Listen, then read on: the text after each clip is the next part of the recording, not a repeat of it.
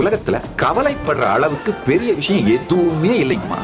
ஏன்னா கவலைப்படுவதனால் நம்முடைய குறிக்கோளை நோக்கி, செய்ய வேண்டியதை நோக்கி நாம் செல்லுகின்ற வேகம் உயரப்போவதே இல்லை.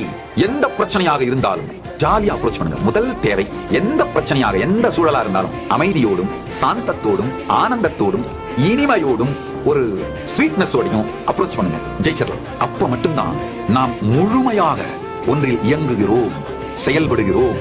தன்னை ரொம்ப லைட் பர்சனாலிட்டியா வச்சுட்டு ஜோவியலா, கேஷுவலா, இனிமையா, ஜாலியா, ஒரு காமெடியன் மாதிரி வாழறவங்க தான் ரியல் லைஃப்ல ஹீரோவா சாதிக்கிறாங்க. தன்னை ஹீரோன்னு தானே நினைச்சுக்கிட்டு, இறுக்கமா கான்ஸ்டிபேட்டட் மூஞ்ச வச்சுட்டு, தன்னை ஹீரோன்னு ஏதோ ஒரு பெரிய பெடஸ்ல தன்னைத்தானே வச்சுக்கிட்டு அந்த ஈகோவோடையே இயங்குறவங்க நிஜ லைஃப்ல காமெடியன் மாதிரி தான் இருப்பாங்க. எல்லாரும் அவங்களை காமெடியன் மாதிரி தான் பார்ப்பாங்க. காமெடி பீஸா தான் போவாங்க. கஷ்டப்பட்டு நாம கொடுக்குற ஆணி எல்லாமே தேவையில்லாத ஆணி தான். அதனாலங்கம்மா,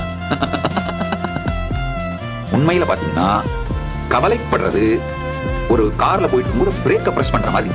பிரேக்க பிரஸ் பண்றதால நாம செல்ல வேண்டிய இடத்துக்கு போய் சென்றுடுவோமா? கிடையாது.